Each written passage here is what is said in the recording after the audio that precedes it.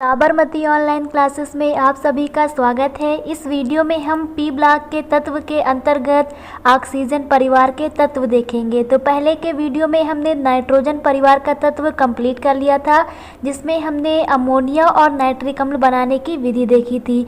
तो आज इस वीडियो में हम देखेंगे वर्ग 16 के तत्व, जिन्हें हम लोग कहते हैं ऑक्सीजन परिवार के तत्व। चलिए देखते हैं क्या होते हैं। आवर्त सारणी में पी ब्लॉक के, क्योंकि हम लोग पी ब्लॉक के अंतर्गत पढ़ रहे हैं, तो आवर्त सारणी में पी ब्लॉक के 6A उपवर्ग के सभी तत्वों को ऑक्सीजन परिवार के तत्व कहते हैं। तो जो हमारी आवर्त सारणी होती है, इसमें हम पहले देख चुके हैं कि जो पी ब्लॉक के तत्व हैं 3rd A से स्टार्ट होते हैं और 0 वर्ग तक जाते हैं। तो यहाँ पर ये हमारा 6A वर्ग कहलाएगा। परंतु यदि हम इसे वर्ग 1, 2, 3 इस प्रकार से एस ब्लॉक से लेकर के पी ब्लॉक तक नाम देते जाएं, तो ये हमारा वर्ग नंबर 16 हो जाता है। तो आवर्त सारणी में पी ब्लॉक के 6A उपवर्ग के सभी तत्वों को हम ऑक्सीजन परिवार के तत्व कहते हैं। चलिए देखते हैं इसमें कौन कौन से तत्व हैं, जिसमें पहला है हमारा ऑक्सीजन, सेकेंड है सल्फर, थर्ड है सिलीनियम, फोर्थ है टेल्यूरियम और 5th है हमारा पोलोनियम और 6th है लिबरमोनियम। तो ये हमारे 6 तत्व हैं जो वर्ग नंबर 16 के यानी 6A उपवर्ग के अंतर्गत आते हैं। इसमें पहला तत्व ऑक्सीजन है, इसलिए इसको प्रधानता देते हुए इस ब्लॉक के तत्वों को हम लोग कहते हैं ऑक्सीजन परिवार के तत्व। जिसमें जो हमारा सल्फर है और ऑक्सीजन है, ये दोनों हमारे कहलाते हैं अधातु। सिलीनियम और टेल्यूरियम ये हमारे कहलाते हैं उपधातु। पोलोनियम इसमें हमारी कहलाती है धातु, और जो हमारी लिबरमोनियम होती है, इसे हम लोग कहते हैं रेडियो एक्टिव पदार्थ कहते हैं। तो यहाँ पर इन तत्वों के हमें परमाणु क्रमांक भी क्रम से दिए गए हैं, जिसमें जो लिबरमोनियम पदार्थ है हमारा, ये रेडियो एक्टिव कहलाता है। क्या कहलाता है? रेडियो एक्टिव पदार्थ। इसकी जो अर्धायु काल होती है बहुत कम होती है, इसलिए इसके ज़्यादा भौतिक और रासायनिक गुण हमें ज्ञात नहीं है। ऑक्सीजन परिवार के तत्वों को कैल्कोजन कहते हैं। क्या कहते हैं? कैल्कोजन। तो ऑक्सीजन परिवार के तत्वों को कैल्कोजन कहते हैं। चलिए देखते हैं आवर्त सारणी में ऑक्सीजन परिवार के तत्वों की विवेचना किस प्रकार से होती है।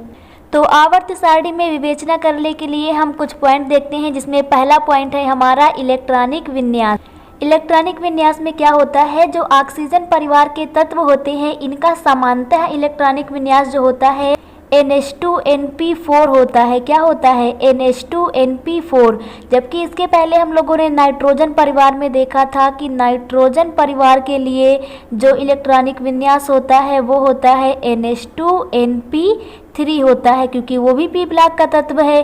परंतु ऑक्सीजन परिवार के लिए NP4 होता है। एग्जाम्पल के तौर पर यहाँ पर हमारे पास ऑक्सीजन दिया गया है, इसका परमाणु क्रमांक 8 होता है। इलेक्ट्रॉनिक विन्यास हो जाएगा 1s2 2s2 2p4 हो जाएगा, क्योंकि ये सारे ऐड करने पर हमारे 8 हो जाएंगे। इसी प्रकार से सल्फर का परमाणु क्रमांक 16 होता है, इसका इलेक्ट्रॉनिक विन्यास 1s2 2s2 2p6 3s2 और 4p4 होता है। तो हम लोग देखते हैं कि अंतिम इलेक्ट्रॉन पी उपकोष में जा रहा है, इसलिए ये सभी पी ब्लॉक के तत्व कहलाएंगे। और इलेक्ट्रॉनिक विन्यास इनका क्या आ गया है? NP4। N यहाँ पर संख्या होगी उपकोषों की, जैसे यहाँ पर चौथा सेल है। तो इलेक्ट्रॉनिक विन्यास हम लोग आपबाउ के नियम के अनुसार करते हैं, जैसा कि आप लोगों को फिगर में दिख रहा होगा। आपबाउ के नियम में हमारे पास 1s 2s 2p 3s 3p 3d 4s 4p 4d 4f 5s 5p 5d 5f 6s 6p 6d 7s 7p और इसके साथ में हमारा 8s होता है। तो इसमें इलेक्ट्रॉनिक विन्यास करने के लिए हम लोग यहाँ से स्टार्ट करते हैं 1s से लेकर के, इसके बाद नंबर जो आता है वो 2s का, 2s के बाद 2p का, 2p के बाद 3s का। इस प्रकार से हम लोग इलेक्ट्रॉनिक विन्यास करते हैं। हमें पता है कि s में अधिकतम 2 इलेक्ट्रॉन रह सकते हैं, p में अधिकतम कितने 6 इलेक्ट्रॉन रह सकते हैं, d में अधिकतम 10 इलेक्ट्रॉन रह सकते हैं और f में अधिकतम 14 इलेक्ट्रॉन रह सकते हैं। तो इससे ज़्यादा हम लोग नहीं फिल कर सकते। तो इस आपबाउ के नियम के अनुसार हम लोग इलेक्ट्रॉनिक विन्यास करते हैं। आगे हम लोग देखेंगे कि परमाणु त्रिज्या क्या होती है। तो ऑक्सीजन परिवार के तत्वों में ऊपर से नीचे आने पर, ऊपर से नीचे का मीन्स है कि ऑक्सीजन सल्फर इस तरह से ऊपर से नीचे आने पर, जैसा कि आप लोगों को फिगर में दिख रहा है। तो ऑक्सीजन परिवार के तत्वों में ऊपर से नीचे आने पर परमाणु त्रिज्या जो होती है वो बढ़ जाती है। परमाणु त्रिज्या का मान क्या होता है? बढ़ जाता है। क्यों बढ़ जाता है? क्योंकि ऊपर से नीचे आने पर परमाणु क्रमांक बढ़ते हैं, जिससे उपकोषों की संख्या बढ़ जाती है। अगला है संयोजकता क्या होती है। तो ऑक्सीजन परिवार के तत्वों की संयोजकता जो होती है वो 2 होती है। कितनी होती है? 2 होती है। 2 क्यों होती है? क्योंकि ये 2 बंधों का निर्माण करते हैं। इसके बाद हम लोग देखेंगे ऑक्सीकरण संख्या क्या होती है। ऑक्सीजन परिवार के जो तत्व होते हैं इनकी ऑक्सीकरण संख्या होती है -2। कितनी होती है? -2। धात्विक अधात्विक लक्षण की बात करें तो ऑक्सीजन परिवार के तत्व में अपेक्षाकृत अधात्वें होती हैं। बाकी इसमें धात्वें, अधात्वें और उपधात्वें तीनों पाई जाती हैं। जैसे कि ऑक्सीजन और सल्फर ये हमारी अधात्वें होती हैं। सेलेनियम और टेल्यूरियम ये हमारी उपधात्वें होती हैं। पोलोनियम जो होती है ये हमारी धातु होती है। और लिबरमोनियम जो होती है ये हमारी रेडियो एक्टिव तत्व होता है।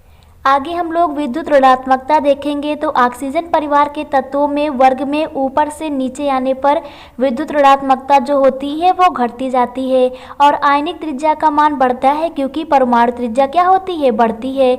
इसके बाद हम लोग देखेंगे कि गलनांक व क्वथनांक क्या होते हैं। तो जो ऑक्सीजन परिवार के तत्व होते हैं इसमें ऊपर से नीचे आने पर गलनांक और क्वथनांक के मान बढ़ते हैं। तो ये थे हमारा आवर्त सारणी में ऑक्सीजन परिवार के तत्वों की विवेचना। नेक्स्ट वीडियो में हम लोग देखेंगे कि ओजोन क्या होता है और इसके बनाने की विधियाँ। Thank you.